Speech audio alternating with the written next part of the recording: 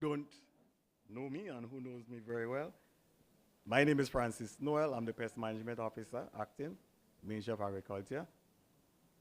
And Ms. Hayes gave me the enviable job of chairing this morning activity. So, before we go any further into the program, we'll ask Pastor Joseph Rayburn from the Maribor Pentecostal Church to lead us in a word of prayer.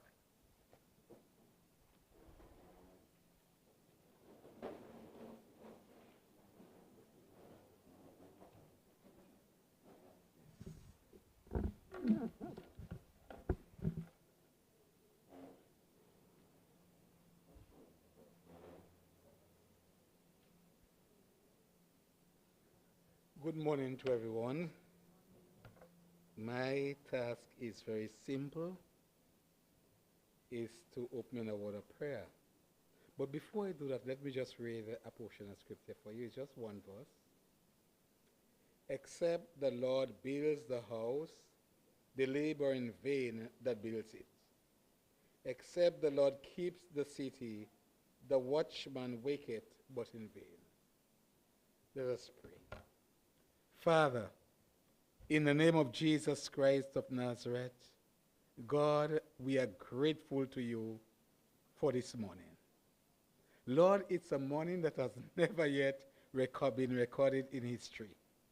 And we thank you because it's a brand new day altogether. Father, in the name of Jesus Christ, this morning, I'm lifting up this session before you. I pray, God, that you will grace us with your divine presence.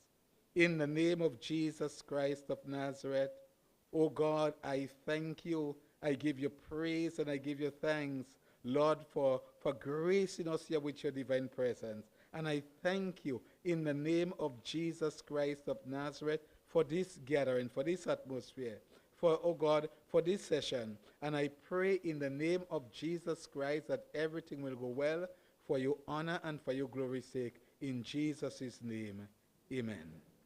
Thank you so much. God bless you. I now turn you over to the chairperson. Okay. So I'll need to ask you to stand again while we have the national anthem. So this exercise is not bad, to start with.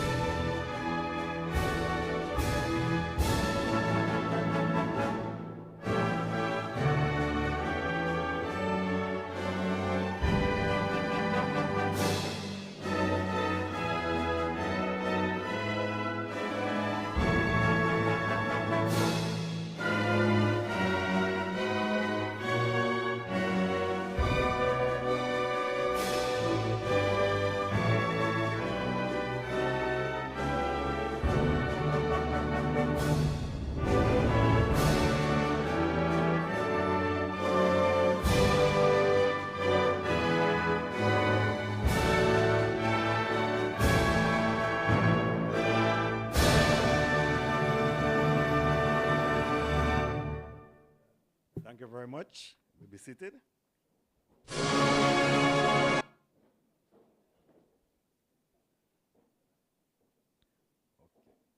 We had to make some changes to the agenda because some of our dignitaries who we was hoping to have here, they was unable to make it, like the Honorable Minister of Agriculture, economic development, planning, tourism, and the list goes on.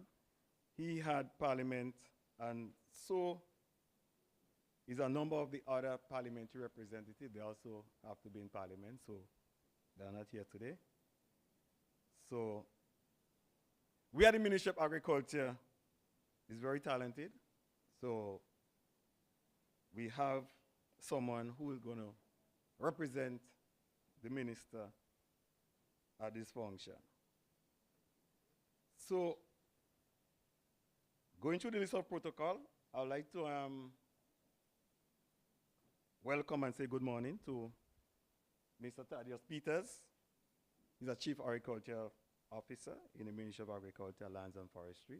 Of course, our PS is also on holiday, so that's the reason why he's not here, but I know he would have loved to be here as well. Then we have Ambassador, His Excellency Wei Hongtia, Republic of China in Grenada. I hope I got the pronunciation right. The People's Republic of China. Thanks for the correction. Okay, welcome.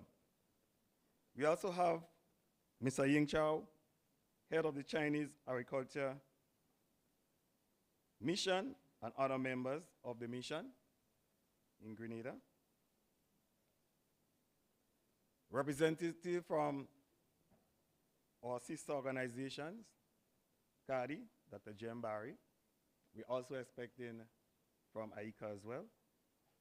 So Del Sol, I haven't seen him as yet. Representative from the Marijuana Commission, the Youth in Agriculture Project, the recently concluded Food Security Enhancement Project, and the ADAPT program. We also have Ms. Alison Hayes, Chief Agronomist, and she's the one who's responsible for the facilities that produce the plants. Mr. Ronald O'Neill, he's the Technical Coordinator, Food Crop Production, Ministry of Agriculture. And Mr. O'Neill had been one of our hardworking officers in the past, and he loved agriculture so much, he's still around with us. He's not leaving us and go anywhere, and we really appreciate that. Then we have Mr. Troy Augustine, the Senior Agricultural Officer in the Ministry of Agriculture, attached to the Pest Management Unit. Other special invited guests, heads of departments, staff of the Ministry of Agriculture, the propagating station, members of the PR unit, Ministry of Agriculture, farmers, householders, well-wishers, a pleasant welcome. And we are very grateful and thankful for you taking time off your busy schedule to be here with us. Okay? So it is my responsibility to welcome you to this opening ceremony for plant distribution. Once a year, as farmers and householders, we look forward to coming to Maribo and get our economic plans. Okay? The Ministry of Agriculture is on a path to try to reduce the price of agricultural products. And in doing that, we're going to ensure a secure food base for our nation. But we can only do that by increasing the production of our food. And although it is important to save our germplasm, what we are accustomed with, but we recognize the fact that we need to ensure that we produce more.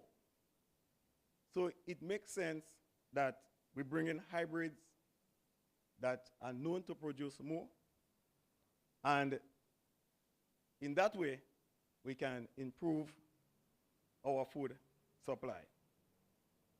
So that's the reason why Mr. O'Neill and Mr. Augustine are going to explain to you what the ministry have been doing in that regard in terms of sourcing good varieties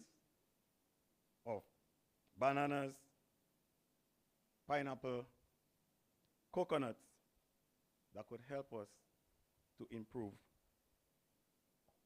our food production. We also have a number of greenhouses that are going to be given out to farmers, and that's going to assist with our vegetable production. Because we know there are certain times of the year, depends on the conditions. Certain vegetables are very difficult. Not impossible, but very challenging and very difficult for us to produce in large quantities. And one of the biggest problems that we have is our consistency. Because most of the time, what happens is that most of our farmers, they will produce similar crop almost the same time. So when we have plenty. And when we don't have, nothing is available. Okay? And that's what drives the cost.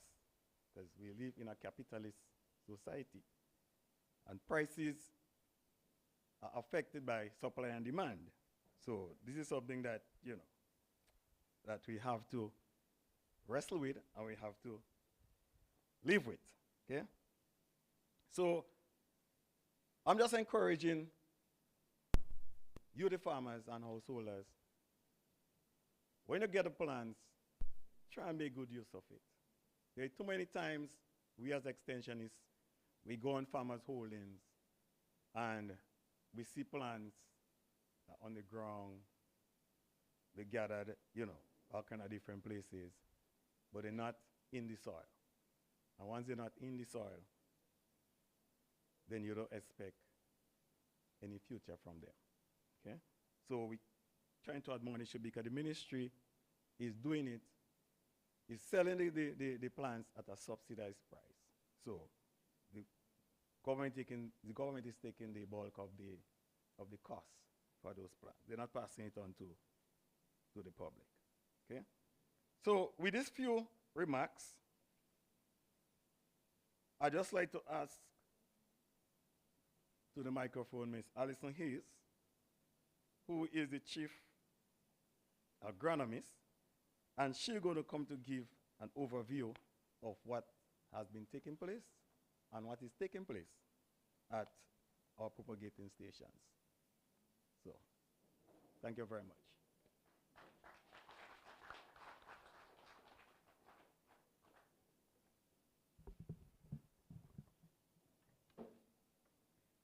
Thank you, Mr. Francis, the chairperson of today's proceeding. Good morning to everyone. Let me start by recognizing some of the distinguished guests among us this morning. So present today is Ambassador H.E. Wei Hongxiang of the People's Republic of China in Grenada. We also have with us Mr. Ying Xiao, head of the Chinese Agricultural Mission, and the other members of the mission. Mr. Thaddeus Peters, the Chief Agricultural Officer, Ministry of Agriculture, Lands and Forestry. We have with us, I see Dr. Jem Barry, representative from CADI, National Specialist here in Grenada. Representative from GCA and GCNA. With us we have Ms. Nandi Noel from the Marijuana Commission, and Mrs. Cindy Lewis from the Youth in Agricultural Project. Representatives from the ADAPT Project, Mr. Ronald O'Neill, Technical Coordinator, Food Crop Production of the Ministry of Agriculture, Mr. Troy Augustine, Senior Agricultural Officer attached to the Pest Management Unit, Pastor Joseph Raybon of the Maribor Pentecostal Church, other specially invited guests, heads of division and staff of the Ministry of Agriculture and the propagation stations, members of the PR unit of the Ministry of Agriculture, farmers, distinguished ladies and gentlemen, good morning again. Welcome to this highly anticipated launch of the 2025 plant distribution season.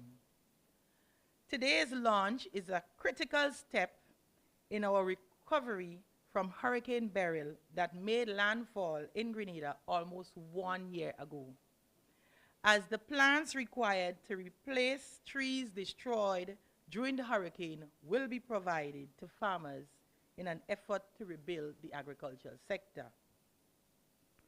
On July 1st, 2024, Hurricane Beryl slammed into Grenada, causing massive destruction to the country. Agriculture was one of the sectors, most severely impacted by the hurricane. It demolished the economic tree crop industry. The sector lost over 85% of its nutmeg, cocoa, and soursop cultivations. Our propagation stations also endured significant infrastructural damage and suffered substantial losses from the hurricane. The hurricane-force winds toppled a large galba tree at Ashendon Station, which resulted in severe damage to the nursery dedicated to spice propagation. Over 600 clove and cinnamon plants, and that is equivalent to 5.5 acres, were destroyed by the fallen tree. Heavy winds removed the shade netting and plastic covering on all of our nurseries at all of the stations, and completely destroyed 2 of our nurseries here at Maribor Agricultural Station. Most of the pipelines connecting the station to the dam that supplies water to the Maribor stations were destroyed. Understanding the importance of access to plans for the recovery of the agriculture sector and enhancement of our food and nutrition security, the Ministry of Agriculture continues to prioritize plant propagation. The ministry made significant investment in repairing and rebuilding the stations after the hurricane. Nurseries, pipelines, and the irrigation infrastructure on most of the stations were repaired. The ministry also invested in 2 new greenhouses to replace the propagation nurseries that were destroyed here at Maribor. These greenhouses recently arrived in Grenada, and they are stored in one of the containers to my left, right here. So we have them here. And presently, arrangements are being made to erect the greenhouses here at the propagation station. So we, as Mr. Noel mentioned, we procured a number of greenhouses. Some for the propagation station, a few, and some that would be donated to farmers. So 2 would be for propagation, dedicated for propagation, and 1 for research. The ministry aims to climate-proof its propagation station by building back with more hurricane-resilient structures. As such, the new greenhouses are equipped with solar panels, guttering and rainwater harvesting systems, and are built to withstand a Category 3 hurricane. Today, June 17, 2025, almost 1 year after Hurricane Beryl, we are gathered at the Maribor Agricultural Station to witness the launch of the 2025 plant distribution season. This is testament of our resilience. It is testament of the hard work and dedication of our workers and the commitment of the Ministry of Agriculture to agricultural development, enhancing food and nutrition security, and improving our services, or the services that we offer to the farmers. It is with great pride and honor that I stand before you to report on the accomplishments of the propagation station for the year 2024-2025. This year, a total of 77,587 plants were produced by the 4 propagation stations. 16,242 plants more than the targeted 61,345 plants. The plants propagated include 23,435 ornamentals, and that is the highest amount of ornamentals I believe we have ever propagated in decades. So I want you to give the team at Ashinden a round of applause. 18,819 nutmeg plants, of which 16,419 would be available for sale from tomorrow, June 18th, 2025. And another 2,400 would be available for distribution by December. 6,094 cocoa plants were propagated. 2,208 cloves, 6,704 minor fruits, and 6,572 minor spices. The minor fruits include plants like guava, passion fruit, sugar apple, atimoya, papaya, pomegranate, cherry grapes, and the list goes on. It's a very extensive list. We have a two-page list of plants that we would offer for sale to the public during this year's plant distribution. The minor spices are plants such as the barbunday, bay leaf, pimento, cinnamon, sapot, vanilla, black pepper, just to name a few. Although the total number of plants propagated exceeded the overall propagation target, it is important to note that targeted quantities of specific crops, particularly soursop, cocoa, pimento, cinnamon, and sapot, were not met due to the limited availability of seeds and scion material for propagation following the massive destruction of trees by Hurricane Beryl. It is also important to note that the station surpassed the propagation target by producing additional quantities of ornamentals and nutmeg, amounting to 13,435 and 10,819 plants respectively. Of the 77,587 plants produced, 67,885 will be available for sale during the 2025 plant distribution season. 6,572 spice plants and 667 tissue culture plantain, as well as 60 tissue culture bananas, were donated to GCNA for the implementation of the spice replanting program that commenced in May 2025. The spice replanting program is geared towards supporting the establishment and rehabilitation of at least 50 acres of spices, providing schools throughout Grenada, Carriacou, and Petit Martinique with at least 2 spice trees, and engaging schools in a National Spice Replanting Day to be held on June 24, 2025, as part of a national campaign to promote spices and to promote the production and use of spices. And so the Ministry of Agriculture is working in partnership with the GCNA, to implement that program. Ladies and gentlemen, the Forestry and National Parks Department also propagates a wide variety of forest and conservation plant species for sale to the public. On behalf of the Forestry Division, I am pleased to announce that the department has approximately 500 plants available for sale this year during the distribution period.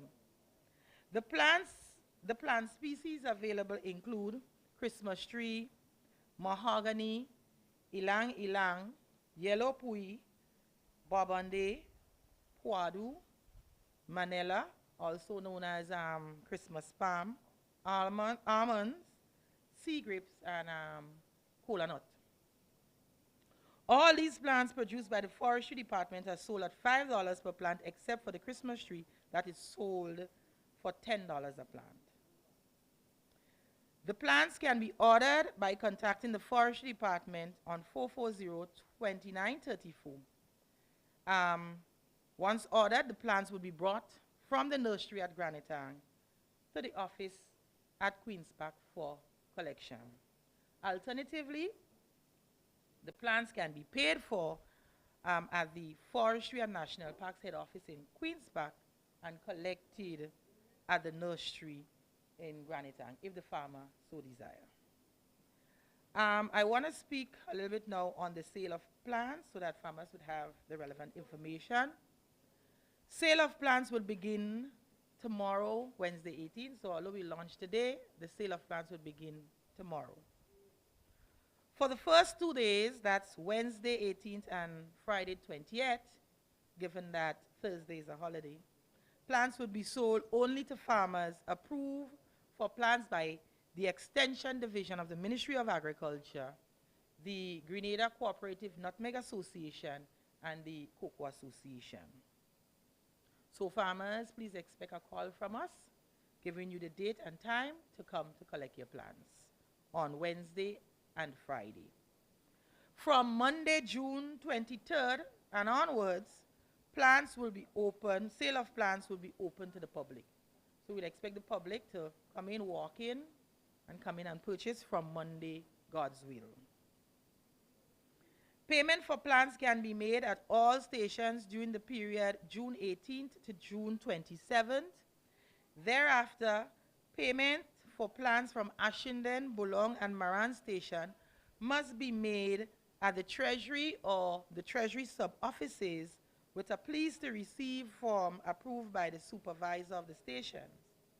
Payment for plants at Maribo or from Maribo will continue at the station.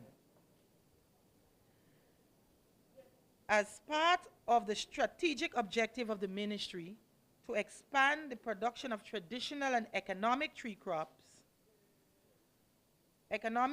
and root crops by more than 300 acres, planting material of 5 targeted crops, that's coconut, banana, plantain, cassava, and pineapple, were imported for distribution during this year's planting season to supplement the limited quantities available locally. 12,000 coconut seeds, 70,000 pineapple plants, 1,000 tissue culture cassava plant, and 20,000 tissue culture banana, and 15,000 tissue culture plantain were procured with funds from the World Bank Food Security Project and the Ministry of Agriculture. A total investment of EC $423,345.39 was expended under the Food Security Enhancement Project and by the Ministry of Agriculture to procure the targeted planting materials. $63,400 was spent on importing the coconut seeds, and $94,083 was spent on procuring the other plants, that's the banana, plantain, cassava, plants.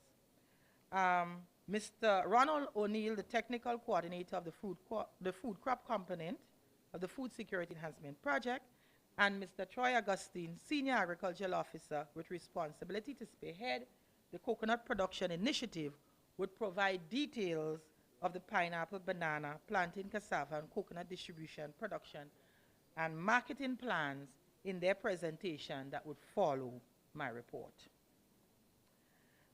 Ladies and gentlemen, as I come to the end of my report, I would like to express gratitude to the hard-working staff of the propagation stations. The staff of the stations played a significant role in the rapid recovery of the stations after the passage of Hurricane Beryl. They joined hands together, where we all joined hands together, to recover and strengthen the nurseries and remove fallen trees from the roadways for quick resumption of propagation activities. The workers' effort is worthy of commendation, and I would like you to give them a round of applause. I would also like to express sincere gratitude to all of those who provided support and encouragement throughout the year for today to be a reality.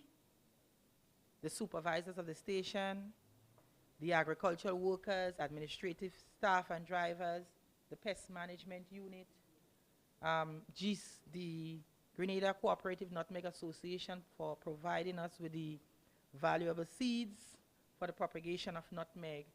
I would like to say thank you very much.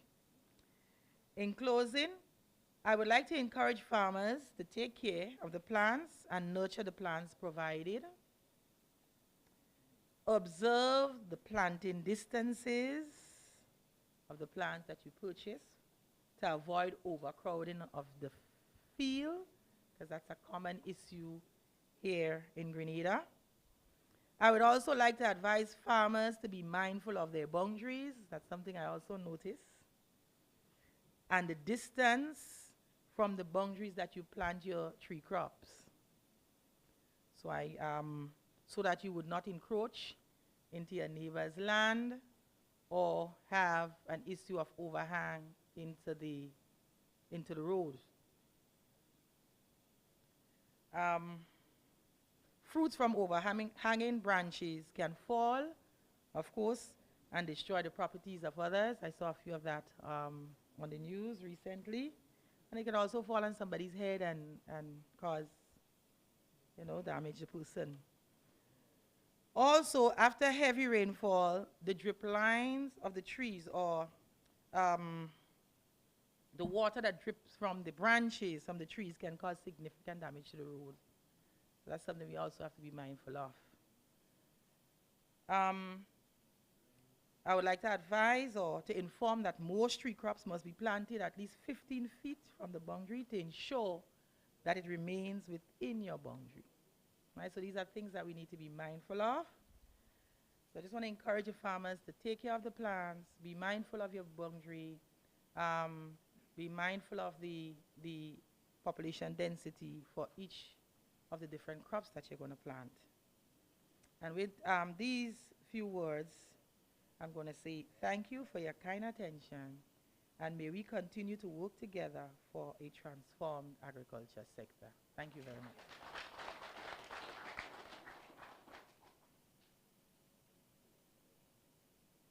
Thank you very much, Ms. Hayes, for giving us an overview of what is taking place at the propagation stations.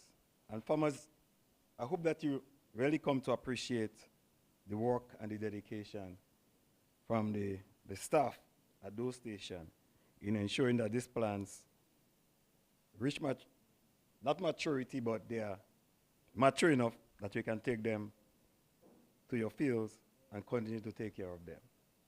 Let me recognize the presence of Senator Roger Sinclair, who is the farmers' representative for farmers and fisheries representative in the Senate. Welcome, and thanks for coming, sir. And I'm glad Ms. Hayes also mentioned not only taking care of the plants, but nourishing the plants. And we have our input supplier who's always around with us. So whenever you need your fertilizer, whatever chemical you need to spray your plants, our input suppliers are always, close with us, and they work along with us. Welcome, Mr. Shai, PG&L. So the next item on the program is presentation by Mr. O'Neill, and he's gonna give us some information of the pineapple, banana, and plantain, and how you can get them, or who can get them, and what is the process that entails you acquiring the plants to get it into your field. So Mr. O'Neill, the floor is yours.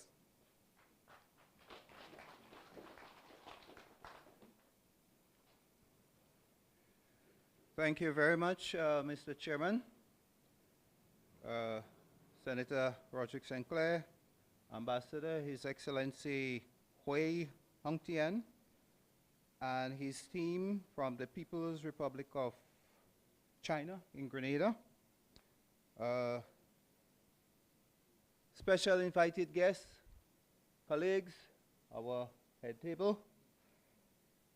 Good morning. The Food Security Enhancement Project of the Ministry of Agriculture was funded by the World Bank. This initially was carried to be a one-year project, but there had been some extensions, and eventually the project expired on the 31st of March 2025. Now, you would have heard of the livestock that were imported. You heard about the pigs and the sheep and the goats and so on. So those were under the livestock component.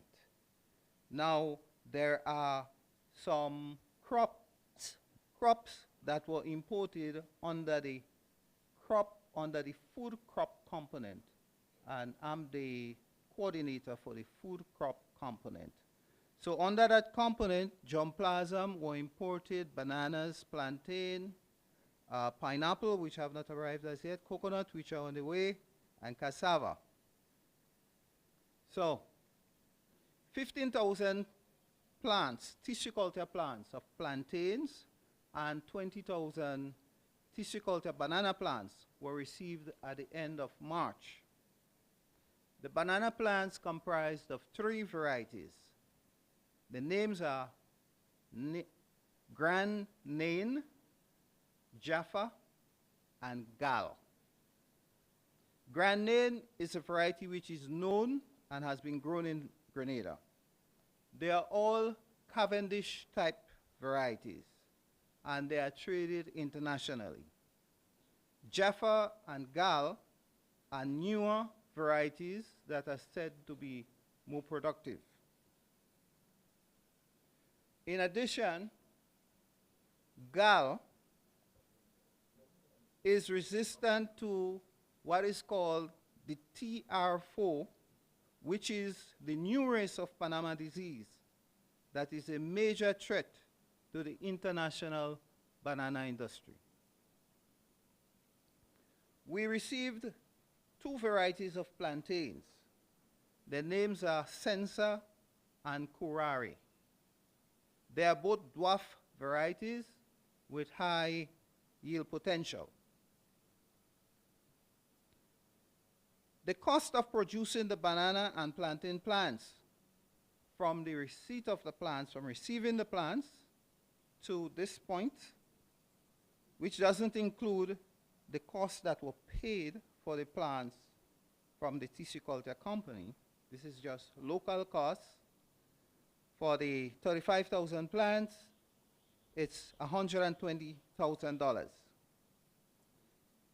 So the banana and plantain plants would be sold at a cost of $2 per plant, which overall is about 25 to 30% of the entire cost of each plant. The applications for banana plants were twice the amount of plants available, almost. We had 30-something thousand plants being applied for. And the applications for plantains, we have 15,000, and we had applications for 41,000 plants. So farmers would not receive the initial quantities that they requested. So we are asking for some understanding in this regard, and also appealing to the farmers who receive plants to exercise good management practices for these plants. Once a banana plant or plantain plant is established, a farmer can expand his acreage using his own plants. In addition, 2 acres of bananas and 1 acre of plantains would be established on the government estates, that is Granbury Estate and Montreal Estate. This will be for research purposes so that we can observe and compare the performance of the new varieties especially under our conditions. And also the expectation is that the production from the bananas would go into the school program to support the goal of a banana a day per child. Now, once we have determined from the observations of the bananas and plantains in the field which are the best adapted varieties, then we would be producing by tissue culture these varieties. And only a little over a month ago, the tissue culture lab, which was donated by the People's Republic of China, was inaugurated, right?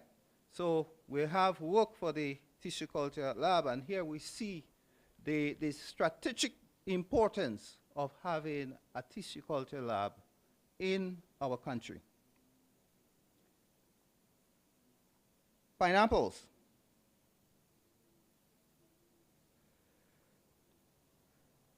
Now, 70,000 pineapple plants were ordered from Costa Rica under the Food Security Enhancement Project. We have had delays due to difficulty in finding the most appropriate shipping of the plants to Grenada. So the plants have not arrived as yet. However, the farmers have been selected. There is a criteria that was developed, and farmers have been selected. They are awaiting the plants. Of these plants, 15,000 would be used for the establishment of nurseries at Maribor and at Granbra. That is to support the program in the subsequent years. And 1,000 plants would be sent to Carriacou, also to initiate some pineapple activity, growing activity in Carriacou. From the applications which we have had from farmers, each farmer would plant between 1,000 to 1,500 plants. Now, we have had a lot of interest in 200 plants, 300 plants, 100 plants. But if we are to really establish an industry for pineapple, we have to go higher. Initially, what was recommended was that each farmer would plant somewhere between 4,000 and 6,000 plants. But the demand by farmers, the interest was so high that we decided to spread a little more among more farmers, so we had to reduce the number of plants to 1,000 minimum. Now, why? Now, pineapples, they flower naturally towards the end of the year, when the short days and the cooler months. So you see from November, you have flowering in pineapple. 5 months later, you have a pineapple that you can harvest. So this is why from April, May, June into July, we would have pineapple. There is pineapple available on the market now. And then by August, pineapples disappear, right? However, pineapples can be artificially induced to flower at any time of the year once the plants are big enough, right? So, to achieve a sustainable pineapple farm with plants at different stages that you can induce to flower at different stages, you have to start with enough plants, right? So this is why we have gone to the minimum of 1,000, yeah? So with plants at different stages, they can be treated at different intervals, resulting in fruits on the market during different months.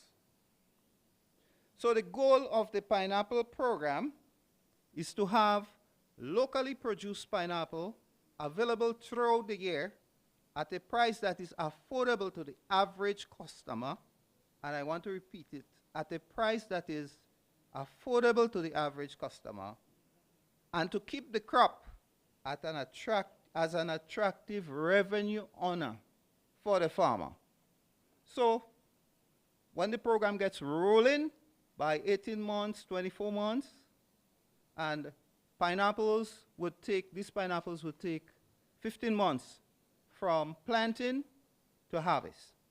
So by 18, 24 months, we should begin to see pineapples coming on the market on a regular basis. We should see the months, the period of availability expanding. And as we go along, we should be able to have pineapple available, locally produced pineapple available throughout the year in Grenada. And affordable. So the other crop which we received some cassava, but they are in tissue culture form and they are being grown up. They would have to be evaluated to see which are the ones that are best suited for different uses. So that would take some time. And of course, my colleague, Mr. Augustine, would speak on the coconuts. So I would end on sweet pineapple. Thank you very much.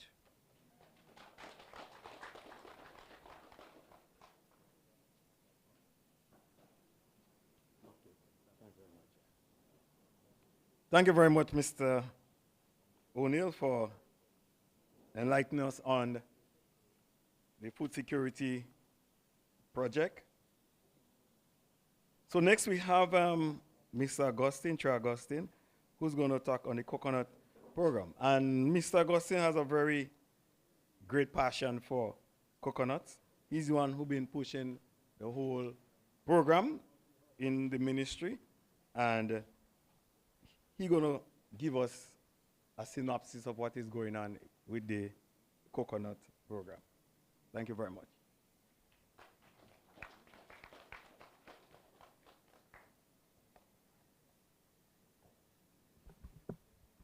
Good morning. I stand on the protocol already established because I was only given 10 minutes. So it is an exciting day, and farmers are all over this country are calling. They want to know when the coconuts will be ready for them to receive the plants. And because they've heard it's a tree that you have to climb down, not up, everybody's interested in the short coconuts. So Grenada had a soap factory. 1979 it was shut down. The coconut industry became one that you would just go and pick up nuts all over the country. Hurricane Ivan, Hurricane Emily, we've had pest infestation, and we're here today. On the 27th of this month, at the Port of St. George, a 40-foot container with 13,800 coconuts will be landing on the port.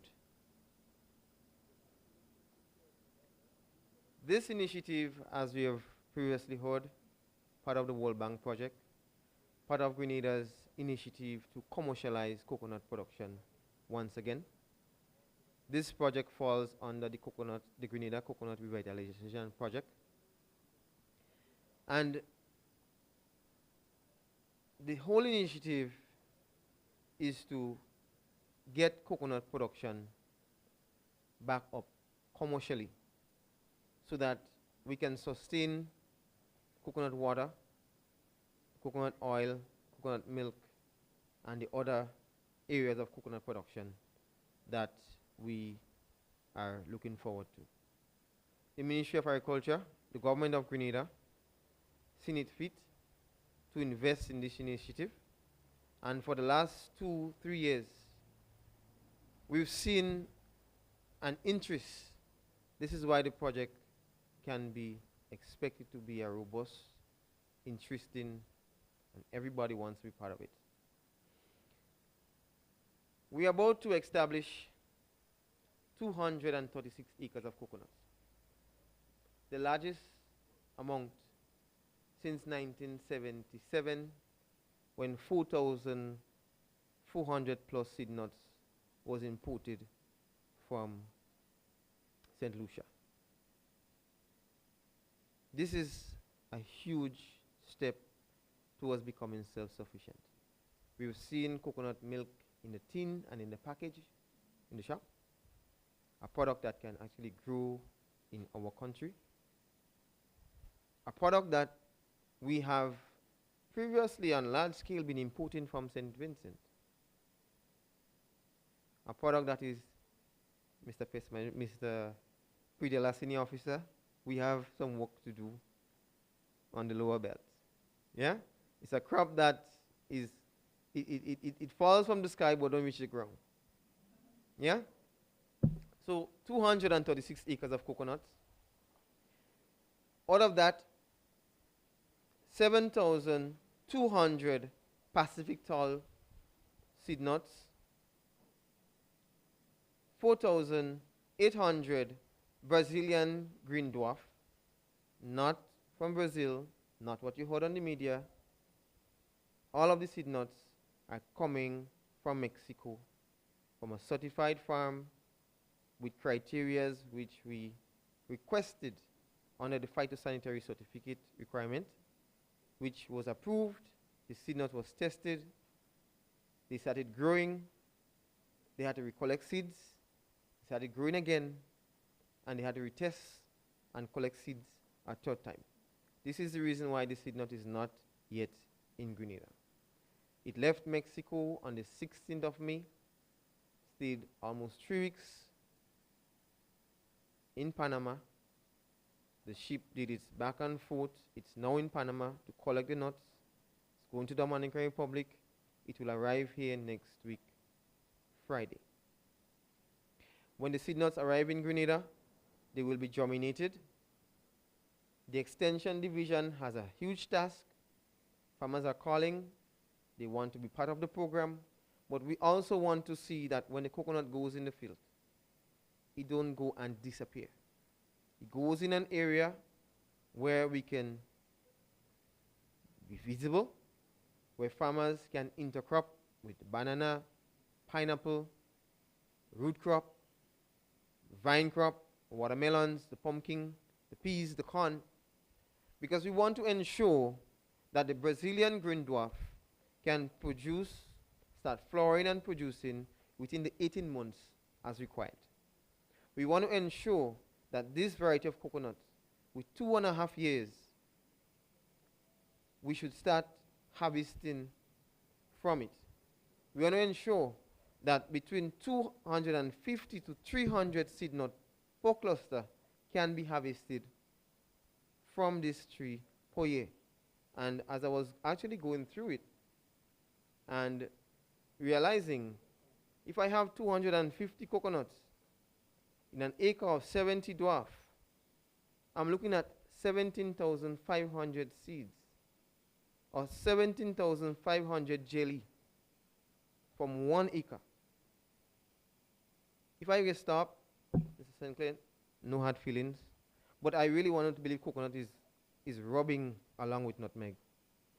I've seen coconut as a highly economical and viable crop. It is a crop that you can harvest every month, once a month. It is a crop that you know if you have a load of coconuts, it will go. We know that the water, the oil, the coconut coir, the shell, and if you look over there in the bags, you will see all the coconut fiber that was used. This is an industry that has complete use. Nothing goes to waste. Hurricane came, coconut trees go left, it go right, it stand. There have been floods, it does not budge. Coconut is the single most crop, the single most economical crop that would produce for 30 years as a dwarf or 60 years as an oil nut. And it needs its place and its recognition in a farmer's farm. A farmer can farm coconuts on his farm and nothing else and live a comfortable life. I've seen in many countries the economic impact it has created and the viability of it. So let's not stick to it too much. We have a few criteria that we want to work with. Everybody will not be able to get coconuts. There are phases. Coconut comes into the country. A team of extension, agronomy, pest management, including Mr. Ronald O'Neill, Ms. Haynes, Ms. Lawrence St. Louis, Mr. Francis, we are sitting together looking for the best condition to grow coconuts. Coconut is a crop that grows naturally on the seacoast. There are farms that can grow the coconuts commercially, but we have to look at what the inputs are. There are locations where the pest population is still very high. You have banana, carambola, mangoes, pineapple, and a range of food sources that these beetles are feeding on. So we're trying to target the areas for commercial production to start.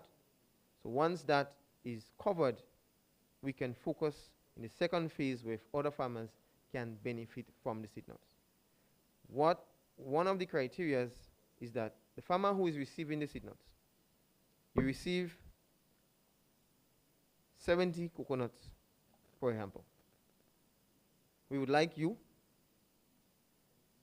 70 coconuts is an acre, you're getting 17,500 seed nuts. You should return 1,140 seed nuts so another farmer can benefit. We will establish 33 acres of germplasm to supply Carriacou. Matter of fact, Carriacou will have a germplasm, Grenada will have a germplasm. But because there's a lot of farmers, much more farmers that we can give sufficient planting material, we want to make sure that you also be part of the program where you can give back so another farmer can benefit. Whilst whatever the government have on the station, the 33 acres, Grenada and Carriacou, farmers can also benefit from it. It is not too little to give. If you are harvesting 17,500 seed nuts, 140 seed nuts is nothing to give back. Yeah? So we have a few criteria. I'm only asking the farmers, if you want to be part of the program, still go to your extension division and place your name so that we can have a visit in the farm, see where it is best suitable. Once you have open lands that you can plant the coconut, because coconut doesn't like shade. The minute you start getting shade, start climbing. You would not enjoy the true benefit or the true natural ability of the coconut to remain short, stay on the ground, you climb down the tree to pick it, and you enjoy coconuts. So we are, besides the nursery that we are establishing, sometime in the end of November, August, September, we will have a coconut activity where our farmers can be part of it. The supplier of the seed nuts wants to be in Grenada. The ambassador who was here in the regional coconut training and exhibition wants to be part of it. And we want to have an event where the farmers can be appreciated. We can come and have one voice, and we can register the farmers. We can know who is who. Some of the economical trainings on coconuts can be done, and we can enjoy all of this. All what I'm doing, I must say that my colleague, Mr. Kissen Charles, have been a big part of it. I believe his ability to support and to be part of the coconut initiative, and also let you know that he participated in a training in Indonesia, so he's full of knowledge. And Mr. Frank, Ms. Frank, and Mr. Charles, my heart goes out to you. I cannot do it on my own, and I want to thank you for the support, and thank you all the colleagues.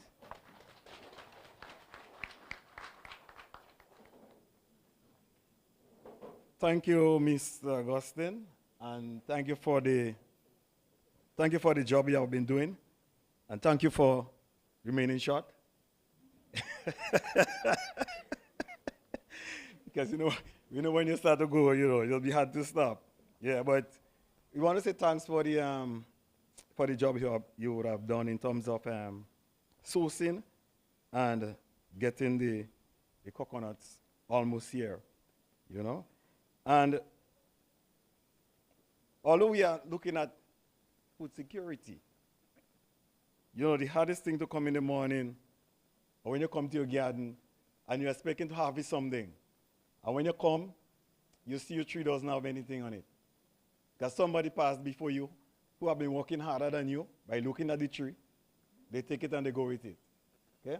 So the ministry has taken some what should I put it? Taken some steps.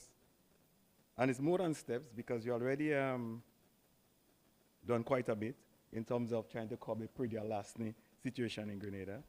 We have the Priddy Alasni unit that is headed by Sergeant Inspector Daniel. Why am I trying to curtail your achievements? Okay, so we have Inspector Daniel who has been leading, and recently would have graduation ceremony for the Priddy Alasni officers.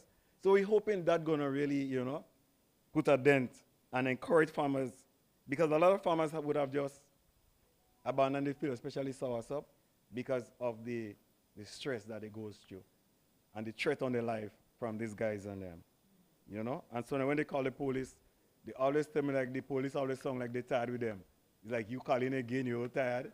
You know, like if them thief anything for themselves, you know? So it's like, so now we had the Priddy Alasni team, I think that problem gonna solve, okay? So now I'd like to invite the Chinese ambassador from the People's Republic of China to make a few brief remarks. Ambassador.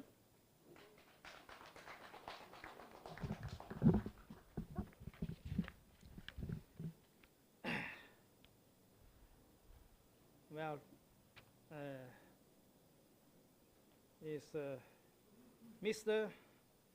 Thaddeus Peters, Chief Agriculture Officer, Ms. Alison Haynes, Chief Agronomist, Senator St. Clair, officials, stakeholders, experts, farmers, ladies and gentlemen, good morning. I have been to Malabo many, many times. I'm happy again to be here, to join you, to participate in this ceremony today. We know that agriculture is one of the backbones of Grenadian economy and has been playing a very big role and a significant role in economic development. But we also know that as Franz mentioned, that it also faces some problems for many reasons. One of the problems is the disaster damage caused by hurricanes, like last year's failure. But I think the Grenadian government and all the stakeholders in this sector have made great efforts to make this sector to recover from this natural disaster. And today's event is another ceremony of these efforts.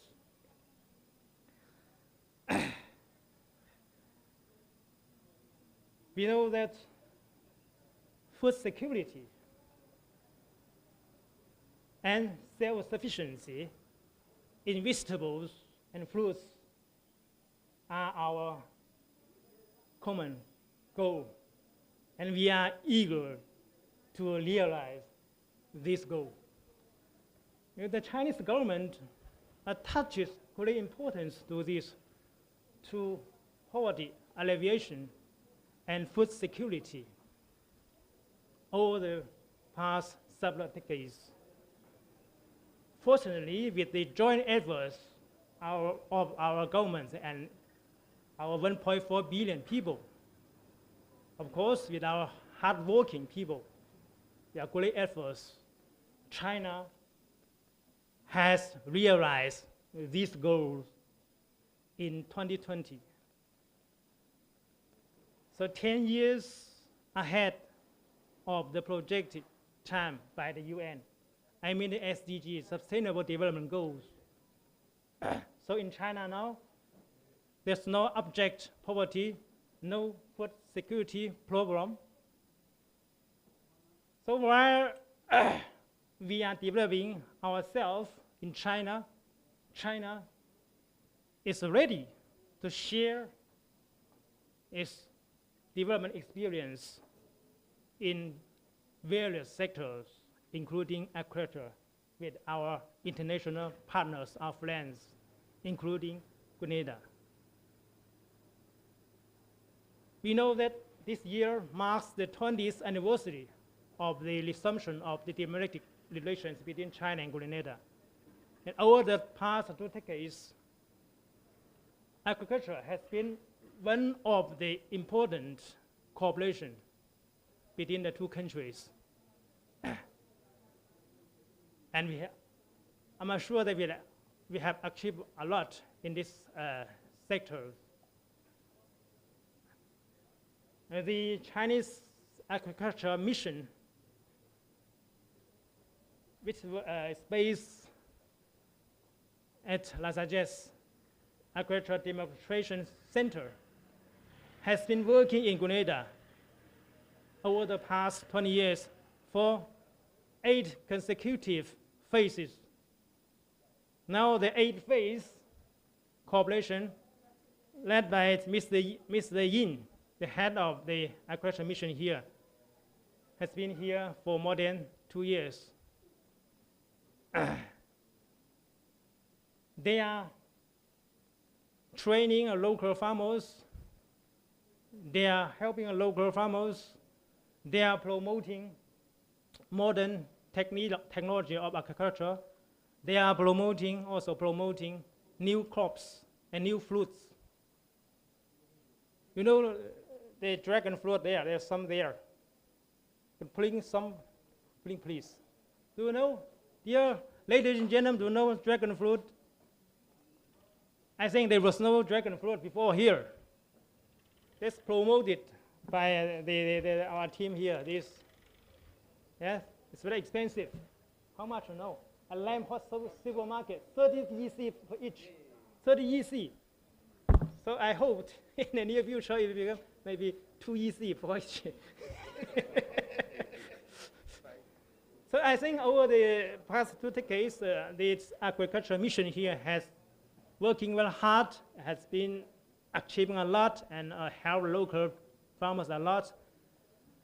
Also made positive, even great contribution to the socio-economic development of Grenada, especially in agriculture sector. So, ladies and gentlemen, would you please give them a big applause here, Mr. Yi and his staff here. So, ladies and gentlemen, dear friends, China is committed and is ready to enhance cooperation with our friends. China is committed to continue its support and assistance to Grenadian friends.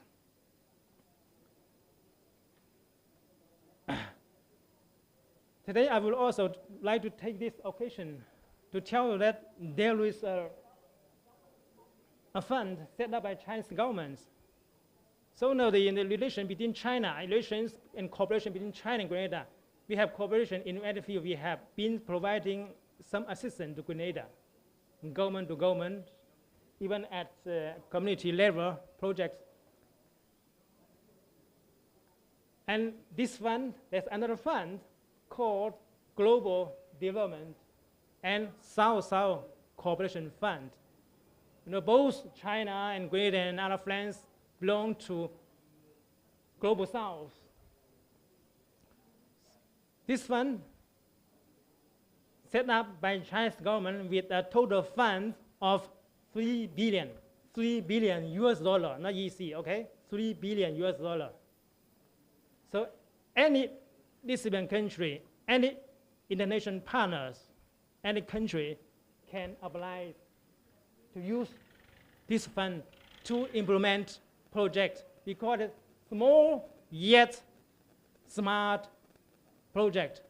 But you must apply and you must implement a project in collaboration with international organizations like UN agencies. So I encourage Grenada, the government or agriculture ministry for agriculture or agricultural sectors, institutions to apply this fund, to use this fund. The fund is there because we have implemented project with this fund in more than 60 countries. We implement many projects.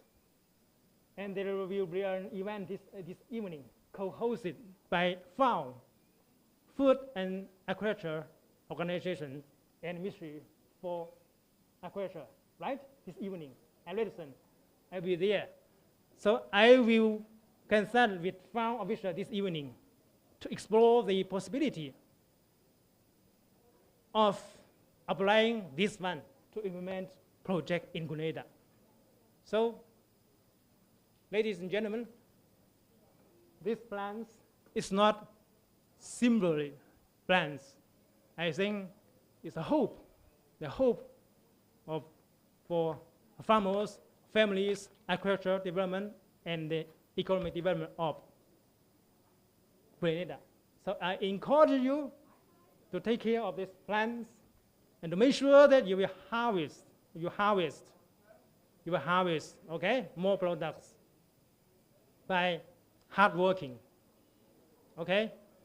So, ladies and gentlemen, dear farmers, let us join hands and work together for the realization of the goal. I know that we still have 5 years ago, 2030, the projected time for realization of SDGs by 2030. 5 years are left, so let's work together, work hard, and to enhance cooperation to make sure that more practical cooperation results will be on the ground in the near future. I thank you for your kind attention.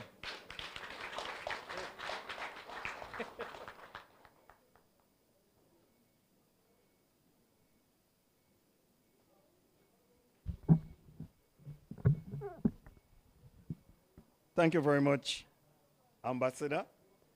And I think we also have to say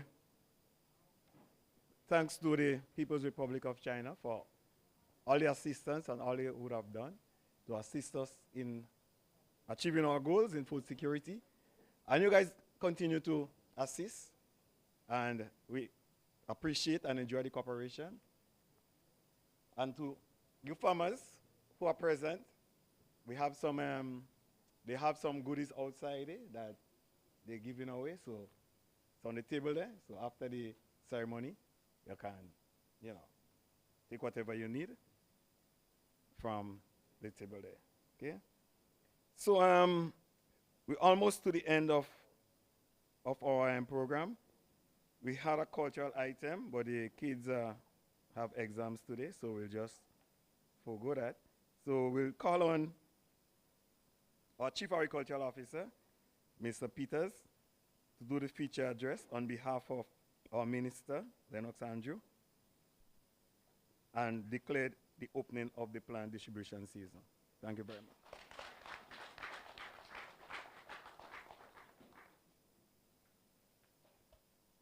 Thank you, Mr. Noel. Are those mine? Thank you. We'll share it. Good morning, and well, you said I'm speaking on behalf of the minister. I'll try my best, but we may be lucky. I think the minister is on his way here, but we're not sure. After I speak, which is not going to be very long, I may have to sing to make up the remaining time, and I'm not sure that you'll remain to hear my singing. So, but anyways, the minister would still like to be here to interact with us at this very important activity. So, hearty welcome to Ambassador Wei Hongqian of the People's Republic of China, Mr. Ying Chao, head of the Chinese Agriculture Mission, Senator Roderick Sinclair, farmers representatives in the Senate, and also GCNA's general manager, representatives from other organizations, and Dr. Jem Thomas Barry of CARDI is with us. Ms. Nandi Noel of the Marijuana Commission, Ms. Cindy Lewis of the Youth in Agriculture Project, Mr. Ronald O'Neill, Technical Coordinator of the Food Crop Production of the Ministry, Mr. Troy Augustine, Senior Agricultural Officer at the Ministry of Agriculture. I see Pastor Ribbon may have left. Other invited guests, staff of the Ministry of Agriculture, and we have some of the heads of department here, Mr. Anthony Jeremiah of the Forestry Department. I see supervisors of the Extension Division, other staff of the Agronomy Division are here, the PR unit, but I also, farmers, special welcome to all farmers who are here. And I also want to say a very good morning and special welcome to Ms. Rosalind John of the Extension Division, who would have served the ministry for well over 30 years. I don't know the number, so I'm not going to say how much, and is now proceeding on retirement. So I think Ms. John deserves a good round of applause. And also, sorry, I left out Ms.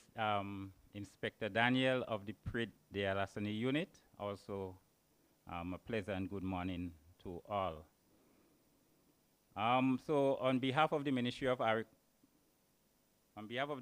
Agriculture, I know this 2025 edition of the plant distribution season is always something that is eagerly awaited by farmers, all stakeholders, home gardeners, school gardeners. It is always an anticipated activity. Now, it normally comes at the start of the rain season, and we are already well into the rainy season. We will all agree that we had an early start, and some time ago, we were actually thinking of opening distribution about a month ago. But due to other circumstances, we still push it now to the middle of June, which is fairly early enough to give farmers a head start to get production going. Now, production is key for our agriculture sector. Food security, this word is bandied about more regularly now than before, because in the last probably 20 years, we have seen a lot of emerging food crises, from hurricanes. 2004, when Hurricane Ivan came, it would have been the first hurricane after many, many years. And since then, we have had two others. We have seen COVID. And now we are seeing global instability. You never know what will happen. Every morning, I know all of us, when we get up, we switch on the closest device to see what the overnight results were. So this has created a lot of uncertainty with shipping, supply chains, and even the direct import of foods. So this gives us the opportunity for a reset. And the Ministry of Agriculture, you know, that has that responsibility to lead and guide the nation in matters of agriculture production and food security. So I know there have been a number of initiatives. When we look at our GDP, which averages about 5%, it may sound small on the national stage, but we all know and we all believe that that figure is way below the actual. One of the issues we would have in agriculture is our data collection. And that sort of we undersell ourselves by not having that actual data to say that agriculture is contributing much more to the national economy. But we all know agricultural importance. We need to feed ourselves.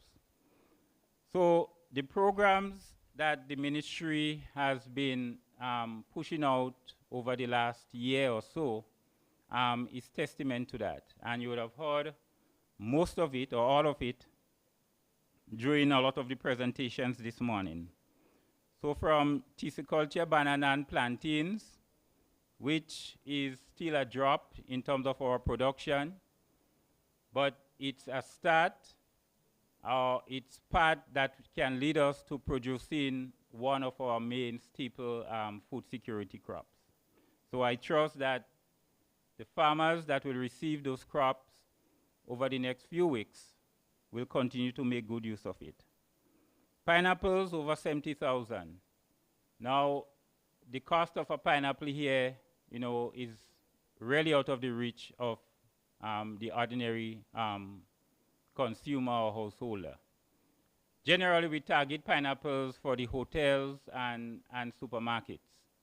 But I think the time is right for us to have pineapple as a fruit on our tables every morning.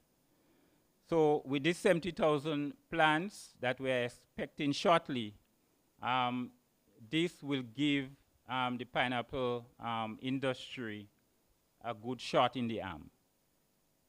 Right? Coconuts, Mr. Augustine, can I say the coconut czar, would have outlined what the program entails, and we would have started before now.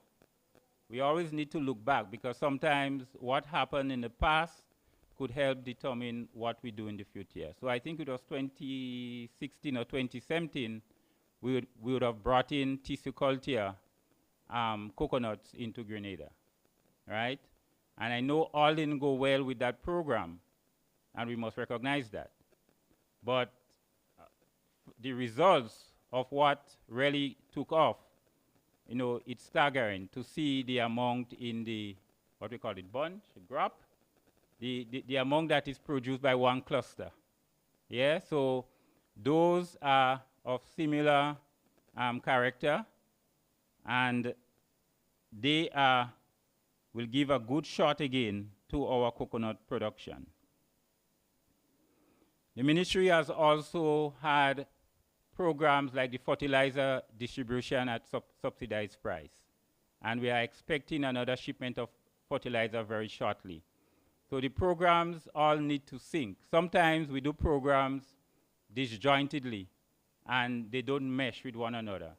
So now we are doing the distribution of the plants, we have the fertilizer program, and then this brings me to the farm machinery issue.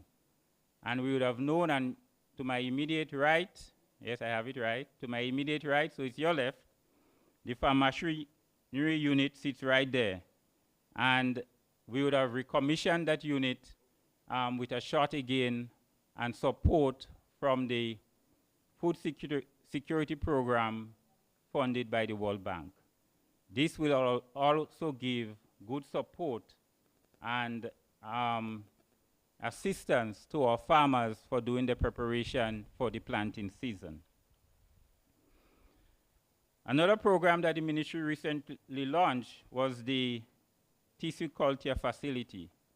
And here I want to express my thanks on behalf of the ministry once again to the People's Republic of China, Ambassador and his team, for that facility.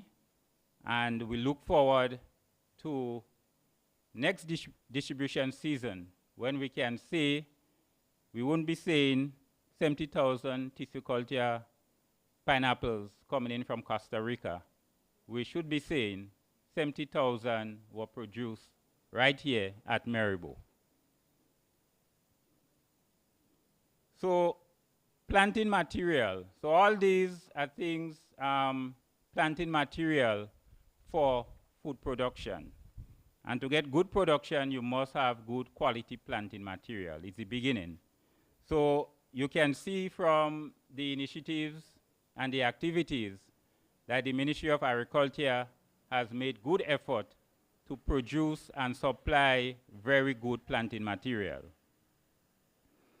For our local production here of over 77,000 plants, I want to say congratulations and hats off to Ms. Haynes and our propagation staff who would have worked hard and given extra effort in the face of Hurricane Beryl, when the challenges of damaged stations and even scarcity of planting material, seed rootstock material, we had to overcome and walk around those things. So it wouldn't have been an easy year, and I want to say congratulations and hats off to the staff of the four propagation station and the forestry propagation station. So I won't leave out Prairie de Lassanie, because even after all of our production effort, we are still facing the scourge of Prairie de Lassanie, where we are losing to, those who do not want to produce but who want to harvest. So the launch of the Prairie de Lassanie unit just about a week ago, and Inspector Daniel would have worked hard in putting that team together and getting things off the ground. This again is another support that we look forward to implementing and working along together with our field staff to ensure that the farmers feel secure and the goods and the produce are secure and they can reap the benefits of it.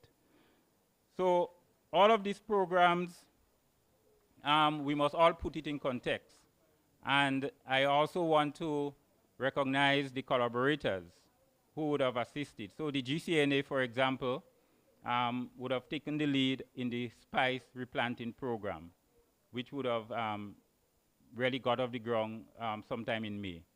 So this again, and I want to commend my colleague, Senator St. Clair, because the GCNA traditionally, we know buy our nutmegs, sell our nutmegs, and we argue for the best price.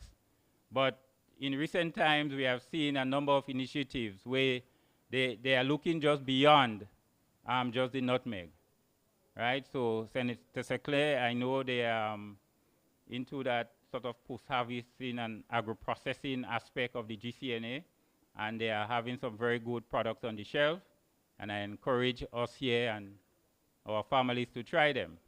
Nutmeg cooler, green seasoning, and the works go on. Because outside of raw production, post-harvest handling, post-harvest preparation, value added is a key component that will also lift our GDP towards the agriculture sector. So with these few words, I just want to encourage our farmers here to strive for greater efficiencies. Don't take it for granted. Farming is a business. So we should look at the best way of producing at a reduced price. Look at our economies of scale in our production system. What are our best combination? How can I improve on this production practice? I also want to encourage take into consideration good agricultural practices. This is key as we try to trade more, as we try to sell more products. Good agricultural practices and food safety practices is very key, right? So just this week, we have here from under an FAO project, the Source Up SPS project, a consultant on good agricultural practices. He was just here with Mr. former Chief Agricultural Officer, Mr. Daniel Lewis, Mr. Pineda, and he will be assessing the gaps in our good agricultural practices and do some recommendation. He will be back. This is just a fact-finding mission. He will also be back to implement and pilot with us certification for soursop. So this is something that will not only benefit just the soursop industry, but the other production units on our farms can also benefit from these kind of initiatives.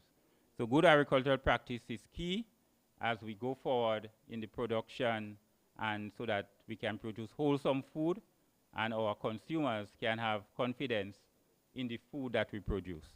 So propagation and distribution is the foundation, but there are other initiatives along the value chain that will be critical as we try to go higher in the production of our agriculture products.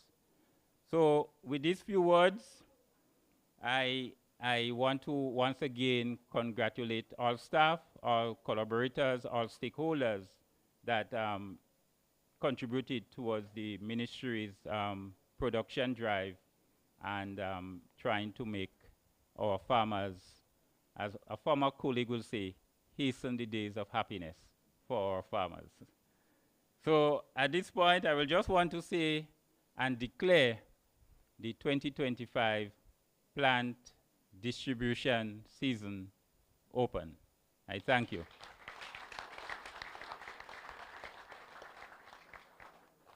Well, sorry, I just changed my mind on the singing part, so some people are disappointed.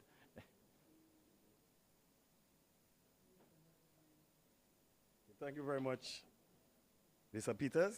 Well, I just spoke to the minister, and he was not able to contract the service of the helicopter, so he will not be making it to the function today. So, he wishes us all the best, and planting endeavors and stuff like that. And he's always on the ground, so he will get an opportunity to visit some of your guys, holdings where you would have, farms and stuff like that. Okay? So just to wrap up in everything that we do, we must say thanks, because without, commitment from people like you, our success would not be something that we could, brag about. So in this regard, I ask Ms. Kerry Ann Frank, who is an agronomist at the station here, to do the vote of thanks. Yeah? Very welcome, Ms. Frank.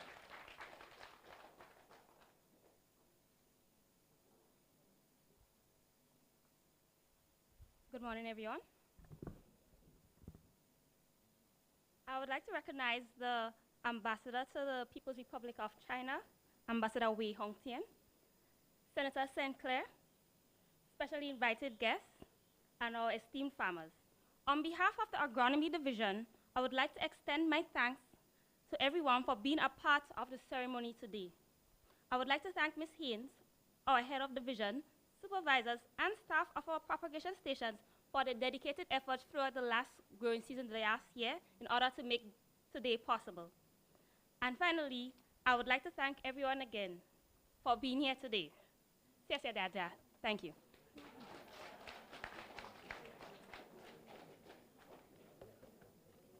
Thank you, Ms. Frank. No beating around the bushes.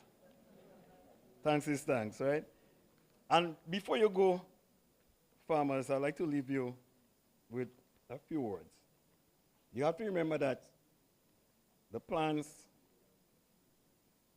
they are young, and like anything else, they need caring.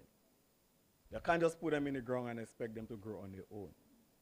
Okay, you have to take care of them, fertilize them, nourish them, and also protect them. Okay? I remember one time I planted some soursop, and when I went back in my garden, when I counted the amount I put on, I couldn't find them. I was wondering what happened to them. And this gentleman passed and he said, "You go take some of it," So I hope the prayer lasting him, something like that from happening. Okay, but even like when the plants have little insects and stuff on them, you could just get a piece of cloth, moisten it, and just wipe out the blight or insects that is on them, instead of you calling the team or the Ministry of Agriculture to come and spray them. Okay, these are things that you can do. Okay, yeah, you realize you're so easy, yeah? Yeah, you could just wipe out because they are small. I mean, when they get tall and, you have to climb them, then, you have equipment for that. Okay? So we got to keep that in mind.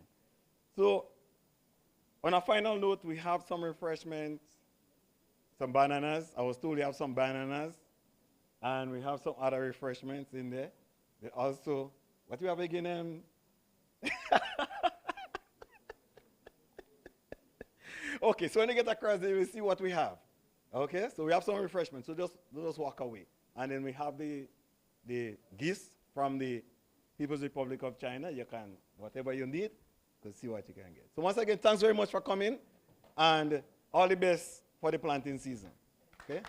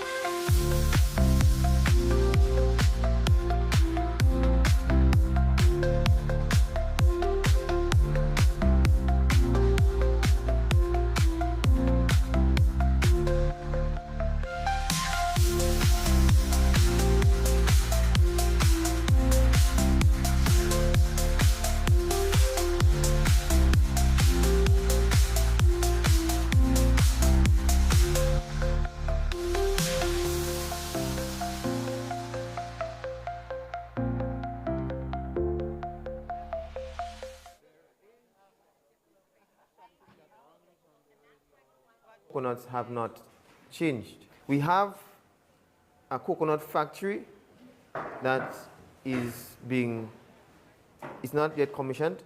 It's been built, it's in Lasajes by the GrainUp team. And we believe that in the short distance, most of that coconut will be absorbed. Additionally, we have hotels who are purchasing coconuts. We have a very large coconut water market. So when you sell your coconuts for $1, $2, it doesn't really matter to me. That is no longer a plant that you can take and put back in the field. So the idea of a germplasm where you can get seed nuts to expand as we continue forward is critical, right? We need farmers to establish 1 acre, at least minimum. Dedicate that, intercrop it. If you know you have a wider space, you can intercrop other plants among it, which the Ministry of Agriculture can provide technical support. We want to work on that. So here we are strengthening the capacity of coconut farmers and technical officers with improved and innovative strategies, care and management of pest and disease in coconut plots through farmers' field school training to move the sector forward through commercialization and agro-processing of coconuts.